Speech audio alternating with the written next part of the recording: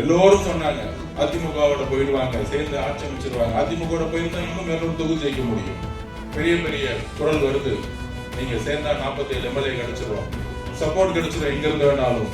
ஐஎம்ஓடைய ஆதரவு கிடைக்குமாங்கிற சிந்தனையே முதல் கிடையாது. ஏன்னா 50 வருஷ கூட்டணி. ஒரு சார இயற்கைன்னு சொல்லுவாங்க, நாம் இன்ஷா அல்லாஹ்னு சொல்லுவோம். ஒட்டுமொத்த மதச்சார்பையும் சமூக நீதியும் கொண்ட ஒரு ஆட்சியை உருவாக்கி கொண்டிருக்கிறோம். அதில் நாங்கள் சொல்கிறோம், எப்பொழுதும் உறுதியாக இருப்போம், எப்பொழுதும் உறுதியாக இருப்போம். தேர்தலுக்கு பின்பும் சரி, தேர்தலுக்கு முன்பும் சரி, தேர்தலுக்கு பின்பும் சரி.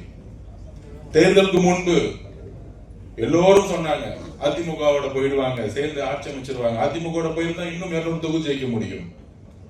ஆனால் அன்றைக்கு அதிமுக பிஜேபியோடு இருந்த காரணம் மட்டுமல்ல, எங்கள் தலைவர் அவரை நம்பினார், மக்களை நம்பினார், பெண்களை நம்பினார், இளைஞரை நம்பினார். அதனால தனியா பணம் சொன்னார்.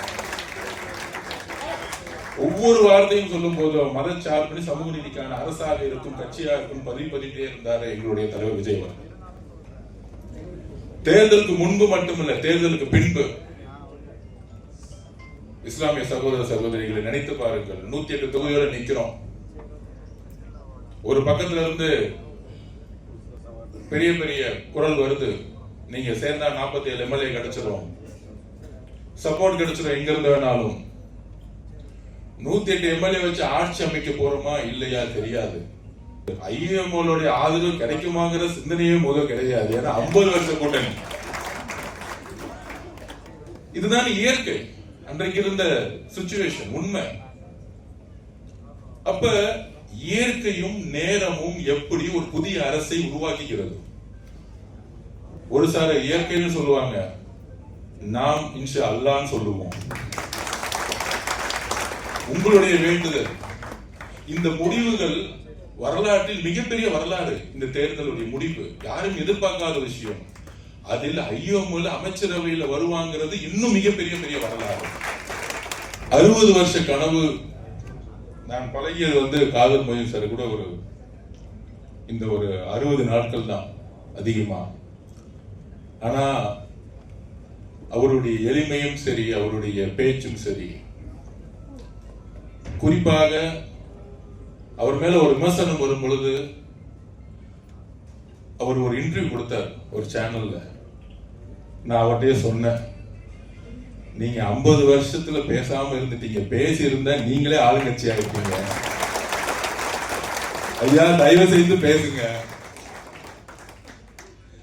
இன்னுமேட்டு பேசுங்கன்னு சொன்னோம். அவ்வளவு அழகான ஒரு இன்டர்வியூ அது, எவ்வளவு கருத்துக்கள். ஆனால் கால சூழ்நிலை, 50 வருடம் இருந்தவர்கள் அவரை பார்த்து சோபா மாடல்னு சொல்லும் பொழுதுக்கான வருத்தம் எங்களுக்கும் இருக்கிறது. ஒரு மிகச்சிறந்த ஒரு 87 வயதில் இருந்த மூத்த தலைவருக்கான விமர்சனம் இந்த சமூகத்தில் ஒரு அவலமான ஒரு சிந்தனைங்கிறத நாங்க பதிவு பண்றோம். இந்த 60 நாட்களில் ஐயா இதுவரைக்கும் எனக்குன்னு ஒரு கோரிக்கை வேணும் கேட்டதே கிடையாது. ஒரு அரசியல் கேட்டதே கிடையாது. ஒரு லெட்டர் கொடுத்தாரு, போன் பண்ணி எங்கிட்ட தான் பேசினாரு. அபூபக்கர் சார் இருந்தாரு. இந்த முடிவை அகில இந்திய எங்களுடைய தலைவர்களும் காங்கிரசுடன் பேசி எடுத்திருக்கிறார்கள். அங்க கூட்டணி ஆட்சியில் இருக்கிறாங்க கேரளால, ஐயா குஞ்சாலிக்குட்டி அவர்கள் எல்லோரும் அப்படின்னு சொல்லும் பொழுது, பதவியேற்ற பிறகு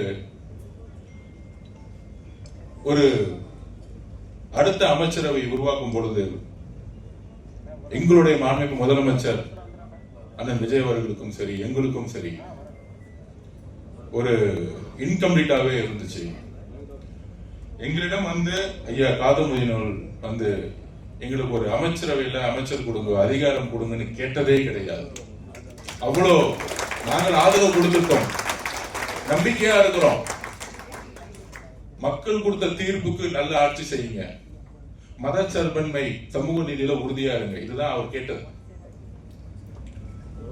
அப்ப எங்களுடைய முதலமைச்சர் இல்ல ஐயம்ல இருந்து அமைச்சர் வந்து ஆகணும். ஏனென்றால் இங்க சகோதரர் ஷாஜகான் உடைய அமைச்சருடைய பதவி என்பது ஒரு கட்சிக்கான அதிகாரம் கிடையாது, ஒரு சமூகத்துக்கான ஒரு பிரதிநிதித்துவம். அண்ணல் அம்பேத்கருடைய கனவு